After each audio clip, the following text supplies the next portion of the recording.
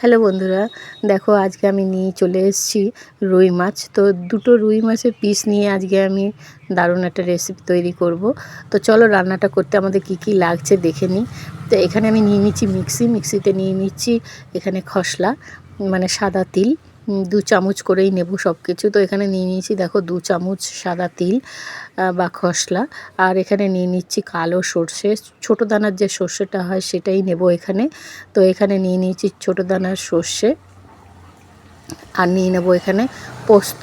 মানে 3টে জিনিসই দেব, সাদা তিল আর কালো সর্ষে আর পোস্তও 2 চামচ দিয়ে দিয়েছি এখানে। তো দেখো এইবার আমরা কি করব, জল না দিয়েই কিন্তু এটাকে ঘোরাবো। তার আগে দিয়ে দেবো এখানে লঙ্কা, কাঁচা পাকা লঙ্কা দিয়ে দিলাম 7-8টা। তোমরা যেরকম ঝাল খাও সেই আন্দাজ মতন এখানে দেবে লঙ্কা দিয়ে। এটাকে জল ছাড়াই প্রথমে মিক্সিতে ঘুরিয়ে নেবে, তাহলে কি হবে, মিহিটা খুব ভালোভাবে হয়ে যাবে। এই দেখো এখন কিন্তু মিহি হয়নি, যাই হোক এটা জল ছাড়া আমরা ঘুরিয়েছি।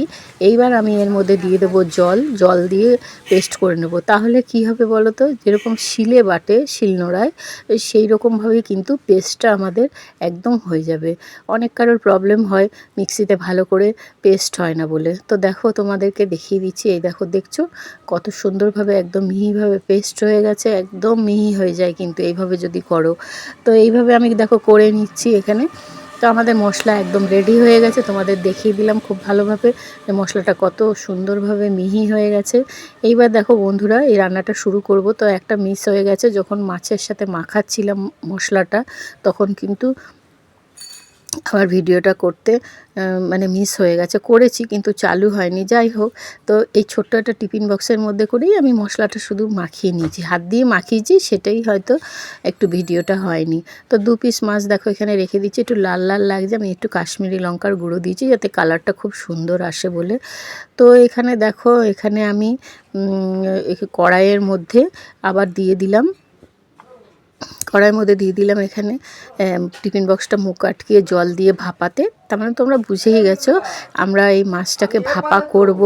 তো ইলিশ মাছ যেমন ভাপা করে সেরকমভাবেই এই দেখো আমাদের ভাপানো হয়ে গেছে, 20 মিনিট ধরে ভাপিয়েছি। তো যেমন ইলিশ মাছ ভাপা করে সেইভাবেই আমি দেখো এখানে মাছটাকেও ভাপিয়ে নিয়েছি। খুব সুন্দর কিন্তু একটা কালার এসছে। কালার আসার কারণ হচ্ছে কাশ্মীরি লঙ্কার গুঁড়োটা একটু দিয়েছিলাম বলে একটু লাল লাল কালার এসছে। তো খুব সুন্দরভাবে দেখো আমাদের এই মাছ হয়ে গেছে। তো চলো একটু মাছটা কেটে তোমাদেরকে দেখাচ্ছি কীরমভাবে সিদ্ধ হয়েছে, একদম নরম তুলতুলে হয়ে গেছে। গরম ভাতের সাথে কিন্তু দারুণ লাগবে এই মাছ ভাপা খেতে। এখন কিন্তু সবাই ইলিশ মাছই খাচ্ছে, তো আমরাও এইভাবে রুই মাছ কিন্তু ভাপা খেতে পারি। তো দেখো বন্ধুরা এটা কিন্তু ডবল করে আমার একটু ভিডিওটা হয়ে গেছে, যাই হোক। তো এখানে দেখো মাছ আমাদের পুরো রেডি হয়ে গেছে।